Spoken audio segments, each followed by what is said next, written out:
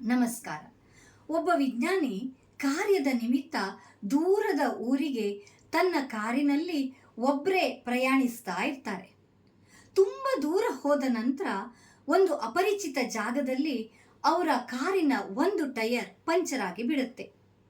ಟೈರನ್ನು change ಮಾಡಬೇಕು ಅಂಥೇಳಿ ಕಾರಿನಿಂದ ಇಳಿದು ಆ ಟೈರಿನ ನಟ್ಟು ಬೋಲ್ಟುಗಳನ್ನು ಕಳಚಿ ಕೆಳಗಿಡ್ತಾರೆ. ಅವರ ಗ್ರಹಚಾರವೋ ಏನು, ಕಳಚಿ ಇಟ್ಟಂತಹ ಎಲ್ಲ ನಟ್ಟು ಬೋಲ್ಟುಗಳು ಹತ್ತಿರದಲ್ಲೇ ಇರುವಂತಹ ಚರಂಡಿಗೆ ಹೋಗಿ ಬಿದ್ದುಬಿಡುತ್ತೆ. ಏನು ಮಾಡಬೇಕು ಅಂತಲೇ ಅವರಿಗೆ ತಿಳಿಯುವುದಿಲ್ಲ.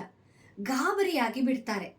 ಹತ್ತಿರದಲ್ಲೆಲ್ಲೂ ಮೆಕ್ಯಾನಿಕ್ ಕೂಡ ಇಲ್ಲ ಎನ್ನುವುದು ಅವರಿಗೆ ಗೊತ್ತಾಗುತ್ತೆ. ಹಾಗಾದರೆ ಪ್ರಯಾಣವನ್ನು ಮುಂದುವರಿಸುವುದು ಹೇಗೆ ಎನ್ನುವಂತಹ ಚಿಂತೆಯಲ್ಲಿ ಇರ್ತಾರೆ. ಆ ಸಂದರ್ಭದಲ್ಲಿ ಅಲ್ಲೇ ಪಕ್ಕದಲ್ಲಿ ಇರುವಂತಹ ಒಬ್ಬ ಭಿಕ್ಷುಕ ಇದನ್ನೆಲ್ಲ ಗಮನಿಸ್ತಾ ಇರ್ತಾನೆ.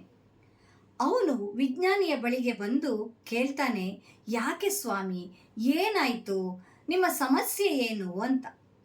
ಆಗ ವಿಜ್ಞಾನಿ ತನ್ನ ಸಮಸ್ಯೆಯನ್ನು ಹೇಳಿ, ನಾನೊಬ್ಬ ವಿಜ್ಞಾನಿಯಾದರೂ ಕೂಡ ಇಷ್ಟು ಸಣ್ಣ ಸಮಸ್ಯೆಗೆ ನನಗೆ ಪರಿಹಾರವನ್ನು ಕಂಡುಕೊಳ್ಳಿಕ್ಕೆ ಸಾಧ್ಯವಾಗ್ತಾ ಇಲ್ಲ ಅಂತ ಹೇಳ್ತಾರೆ.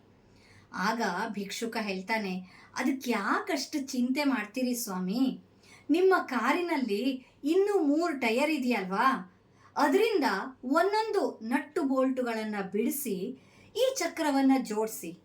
ಆಗ ಎಲ್ಲ ಚಕ್ರಕ್ಕೂ ಕೂಡ 3 ನಟ್ಟು ಬೋಲ್ಟುಗಳಾಗ್ತವೆ. ಇಲ್ಲೇ ಸ್ವಲ್ಪ ದೂರದಲ್ಲಿ ಗ್ಯಾರೇಜ್ ಇದೆ. ಆ 3 ನಟ್ಟು ಬೋಲ್ಟುಗಳ ಸಹಾಯದಿಂದ ನಿಮ್ಮ ಕಾರು ಗ್ಯಾರೇಜನ್ನು ತಲುಪಬಹುದು.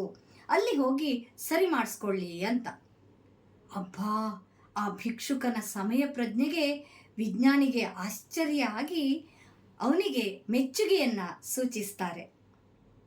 ಇದರಿಂದ ನಮಗೇನು ತಿಳಿಯುತ್ತೆ ಅಂತ ಹೇಳಿದರೆ, ಪುಸ್ತಕದ ಜ್ಞಾನಕ್ಕಿಂತ ಅನುಭವ ಅಥವಾ ಪ್ರಾಯೋಗಿಕವಾದಂತಹ ಜ್ಞಾನ ಹೆಚ್ಚು ಮುಖ್ಯವಾಗ್ತದೆ. ಬುದ್ಧಿವಂತಿಕೆ ಎನ್ನುವುದು ನಾವು ಪಡೆಯುವಂತಹ ಪದವಿಯಲ್ಲಿ ಇರುವುದಿಲ್ಲ, ವ್ಯಕ್ತಿಯ ಸಾಮಾನ್ಯ ಜ್ಞಾನದಲ್ಲಿ ಇರುತ್ತದೆ ಅಂತ.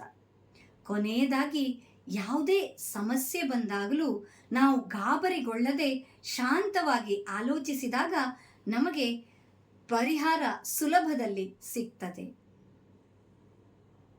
ಧನ್ಯವಾದ.